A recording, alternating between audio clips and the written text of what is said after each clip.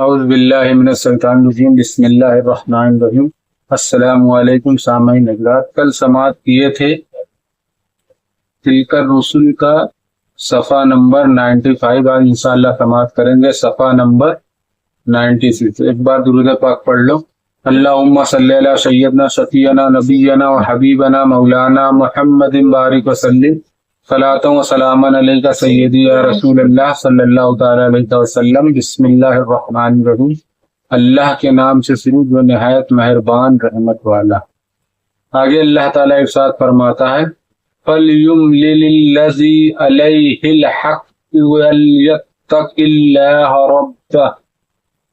وَلْيَتَّقِ اللَّهَ رَبَّهُ وَلَا يَبْخَسْ مِنْهُ شَيْئًا فَإِنْ كَانَ الَّذِي عَلَيْهِ الْحَقُّ سَفِيهًا أَوْ ضَعِيفًا أَوْ لَا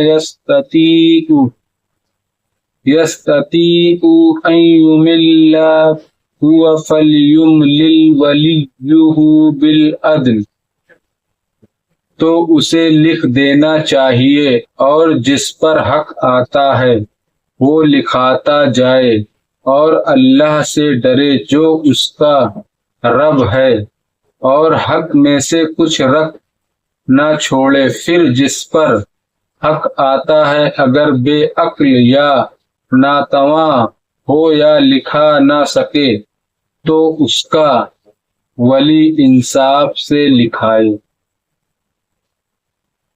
آگے اللہ تعالیٰ ارشاد فرماتا ہے وَاسْتَشْهِدُوا شَهِيدَيْنِ مِنْ رِجَالِكُمْ فَإِنْ لَمْ يَكُونَا رَجُلَيْنِ فرجل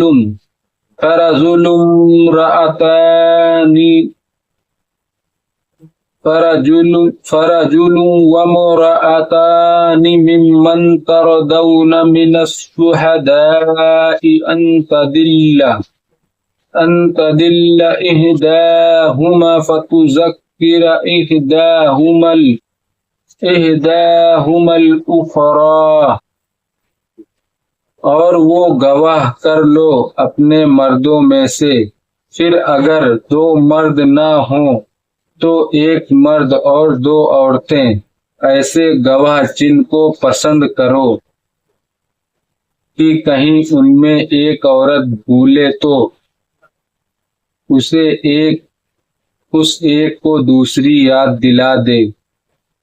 آگے اللہ تعالیٰ ارشاد فرماتا ہے وَلَا يَأْبَ الشُّهَدَاءُ إِذَا مَا دُعُوا وَلَا تَشْأَمُوا أَن تَكْتُبُوهُ صَغِيرًا أَوْ كَبِيرًا إِلَى أَجَلِهِ، گواہ جب بلائے جائیں تو آنے سے انکار نہ کریں، اور اسے بھاری نہ جانو کہ دین چھوٹا ہو یا بڑا، اس کی میعاد تک لکھت کر لو۔ شان نزول حاصل معنی یہ کہ کوئی کاتب لکھنے سے منع نہ کرے، جیسا کہ اللہ تعالیٰ نے اس کو وثیق نویسی کا علم دیا، بے تغیر و تبدیل، دیانت و امانت کے ساتھ لکھنے میں کوئی ادھر ادھر کی چیز نہ لکھے، دم سب صحیح لکھے۔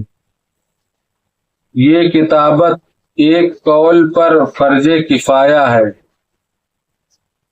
اور ایک قول پر فرض عین، بشرطِ فراغ کاتب جس صورت میں اس کے سوا اور نہ پایا جائے، اور ایک قول پر مستحب، کیونکہ اس میں مسلمانوں کی حاجت برآری اور نعمت علم کا شکر، اور ایک قول یہ ہے کہ پہلے یہ کتابت فرض تھی، لا یضر کاتب سے منسوخ ہوئی، یعنی اگر مدعیوں مجنون و ناقص العقل یا بچہ یا شیخ فانی ہو یا گونگا ہونے یا زبان نہ جاننے کی وجہ سے اپنے مدعا کا بیان نہ کر سکتا ہو، گواہ کے لیے حریت و بلوغ مع اسلام شرط ہے۔ مسلمانوں کی گواہی کے لیے مسلمان ہی ہونا چاہیے، کوئی دوسرا گواہی نہیں بن سکتا۔ کفار کی گواہی صرف کفار پر مقبول، کفار کی گواہی کفار پہ ہی مقبول۔ مسئلہ تنہا عورتوں کی شہادت جائز نہیں، خواہ وہ چار کیوں نہ ہو،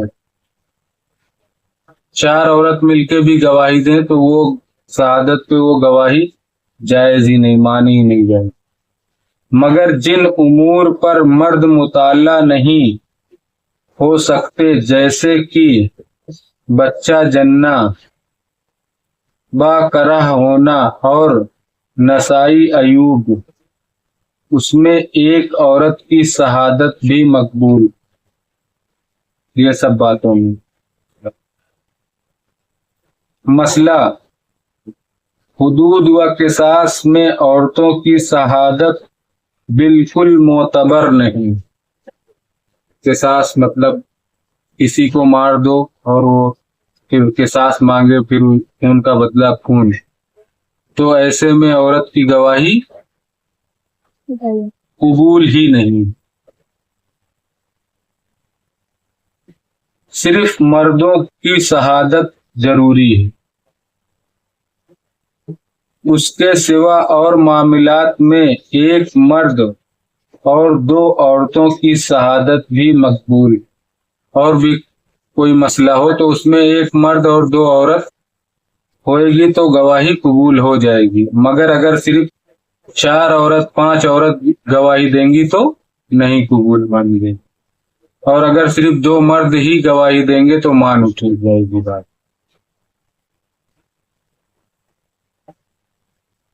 جن کا عادل ہونا تمہیں معلوم ہو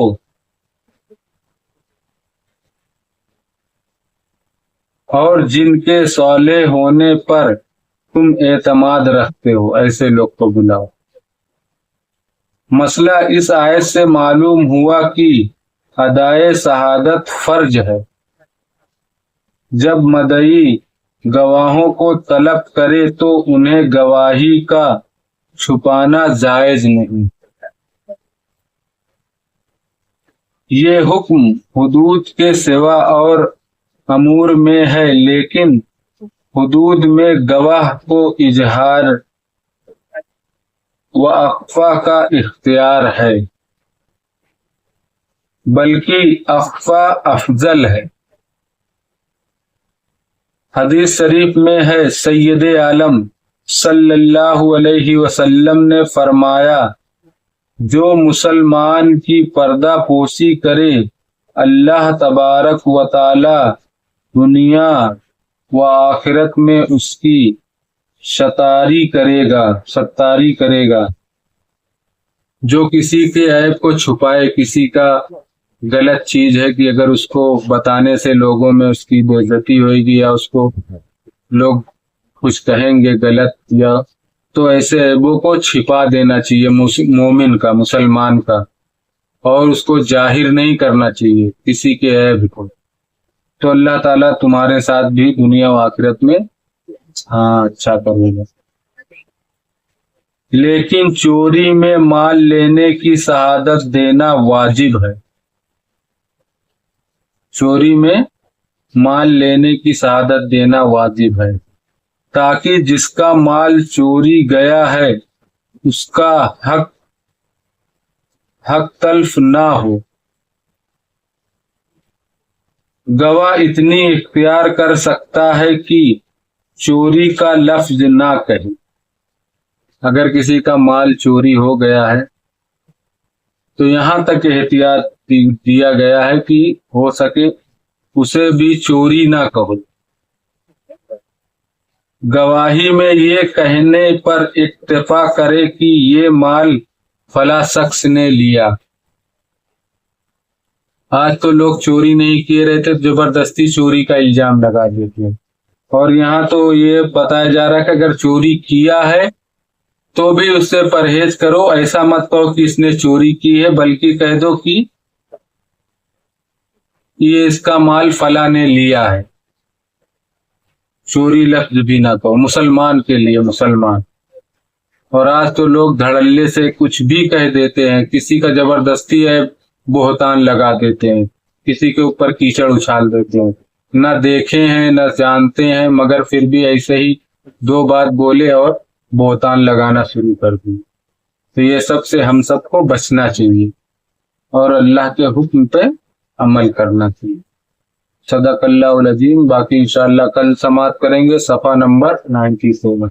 بسم اللہ الرحمن الرحیم۔ صلی اللہ علیہ نبی الامین وآلہ صلی اللہ علیہ وسلم۔ صلاۃ و سلام علیکہ سیدی یا رسول اللہ صلی اللہ تعالی علیہ وسلم۔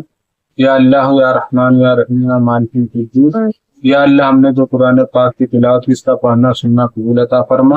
یا اللہ اس کے پڑھنے میں کسی قسم کی غلطی گستاخی بے ادبی ہو، اپنے رحم و کرم سے معاف عطا فرما۔ ہم سب کو صحیح پڑھنے کی توفیق عطا فرما۔ یا اللہ ہم سب تیری بارگاہ میں توبہ کرتے ہیں۔